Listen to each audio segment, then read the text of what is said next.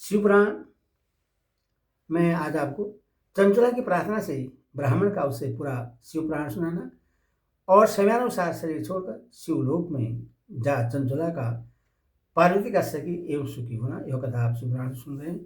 भक्तों को इस चैनल को लाइक सब्सक्राइब जरूर करें। भगवान शिव आपका कल्याण करें। सुनिए, ब्राह्मण बोले, नारी सौभाग्य की बात है कि भगवान शंकर की कृपा से शिव पुराण की इस वैराग्य युक्त कथा को सुनकर तुम्हें समय पर चेत हो गया है।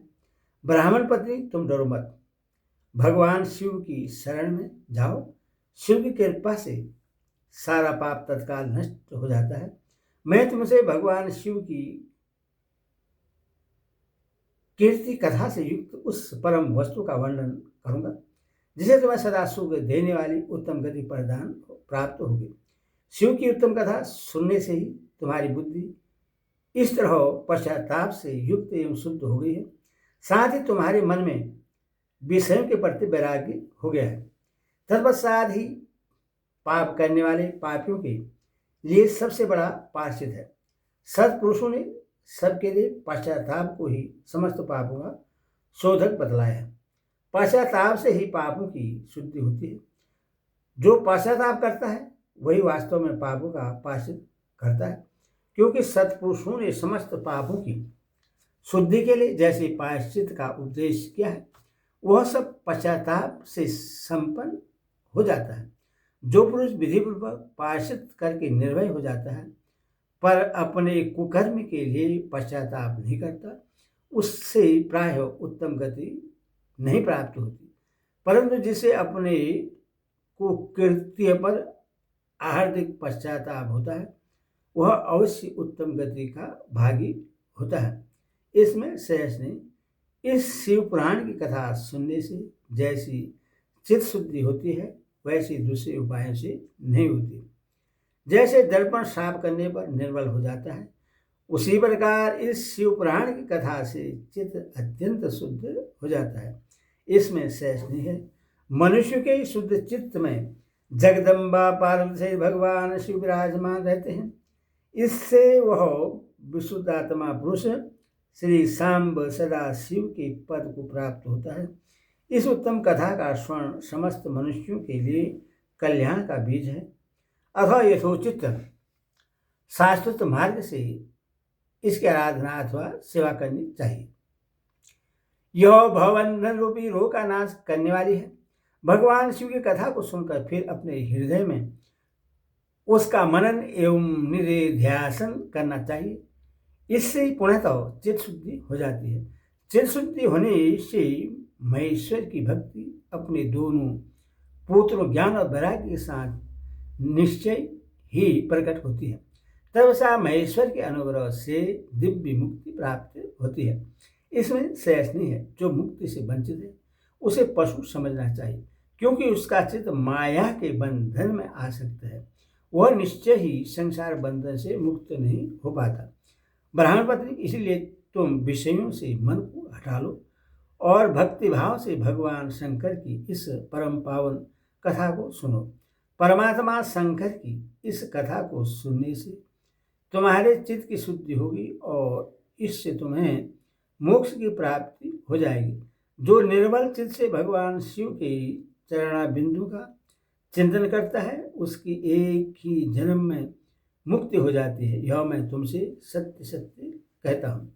सूजी कहते हैं, सौनक, इतना कहकर वे श्रेष्ठ शिव भक्त ब्राह्मण चुप हो गए। उनका हृदय करुणा से आंध्र हो गया था। वे शुद्ध चित्त महात्मा भगवान शिव के ध्यान में मग्न हो गए। तदंतर बिंदु की पत्नी चंचला मन ही मन प्रश्न हो उठी।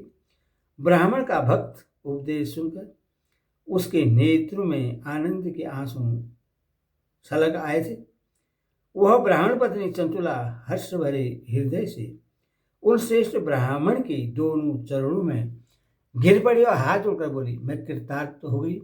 तत्पश्चात उठकर वैराग्य युक्त उत्तम बुद्धि वाली वह स्त्री जो अपने पापों का कारण आंतकित थी, उन महान शिवभक्त ब्राह्मण से हाथ जोड़कर गदगद वाणी में बोली। चंचला ने कहा, ब्राह्मण शिव भक्तों में श्रेष्ठ स्वामी, आप धन्य हैं, परमार्थदर्शी हैं और सदा परोपकार में लगे रहते हैं। इसलिए श्रेष्ठ साधु पुरुषों में प्रशंसा के योग्य है। साधु, मैं नरक के समुद्र में गिर रही हूँ, आप मेरा उद्धार कीजिए, उद्धार कीजिए। पुराणिक अर्थ तत्व से ही संपन्न जिस सुंदर शिव पुराणी कथा को सुनकर मेरे मन में संपूर्ण विषयों से वैराग्य उत्पन्न हो गया, उसी इस शिव पुराण को सुनने के लिए इस समय मेरे मन में बड़ी श्रद्धा हो रही है। सूजी कहते हैं, ऐसा कहकर हाथ जोड़ उनका अनुग्रह पाकर चंचुला उस शिव पुराण की कथा को सुनने की इच्छा मन में लिए उन ब्राह्मण देवता की सेवा में तत्पर हो वहां रहने लगी।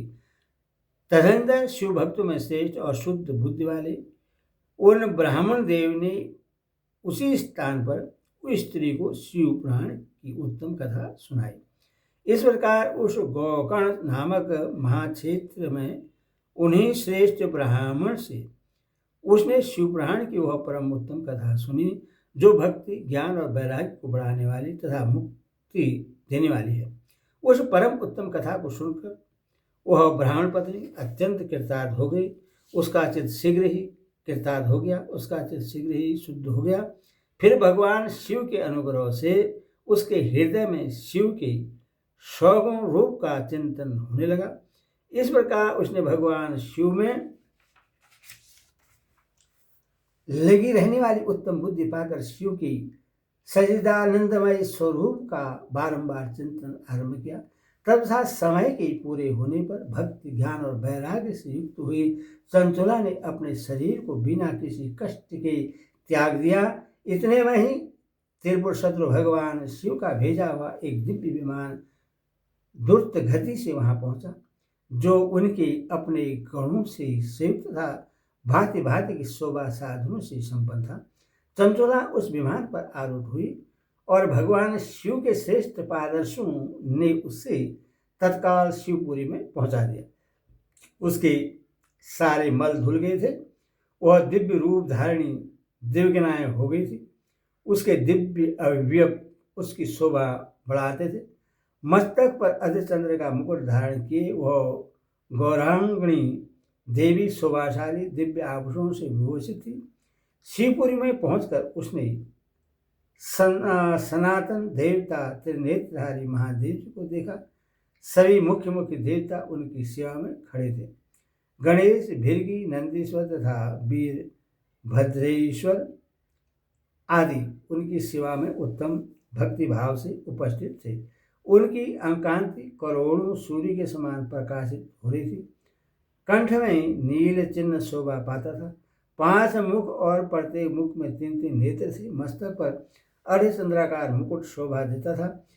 उन्होंने अपने वामांग भाग में गौरी देवी को बिठा रखा था, जो विद्युत पुंज के समान प्रकाशित थी। गौरीपति महादेव जी की कांति कपूर के समान गौर थी। उनका सारा शरीर श्वेत भस्म से भाषित था। शरीर पर श्वेत वस्त्र शोभा पा रहे थे। इस प्रकार परम उज्ज्वल भगवान शंकर का दर्शन करके वह ब्राह्मण पत्नी चंचुला बहुत प्रसन्न हुई। अत्यंत प्रतियुक्त होकर उसने बड़ी उतावली के साथ भगवान को बारंबार प्रणाम किया। फिर हाथ जोड़कर वह बड़े प्रेम, आनंद और संतोष से युक्त हो विनित भाव से खड़ी हो गई। उसके नेत्रों से आनंदाश्रुओं की अविरल धारा बहने लगी तथा संपूर्ण शरीर में रोमांच हो गया। उस समय भगवती पार्वती और भगवान शंकर ने उसे बड़ी करुणा के साथ अपने पास बुलाया और सौम्य दृष्टि से उसकी ओर देखा। पार्वती जी ने तो दिव्य रूप धारिणी बिंदुक प्रिया चंचुला को प्रेमपूर्वक अपनी सखी बना लिया। वह उस परमानंद घन ज्योति स्वरूप सनातन धाम में अविचल निवास पाकर दिव्य सौख्य से संपन्न हो अक्षय सुख का अनुभव करने लगी। ओम नमः शिवाय।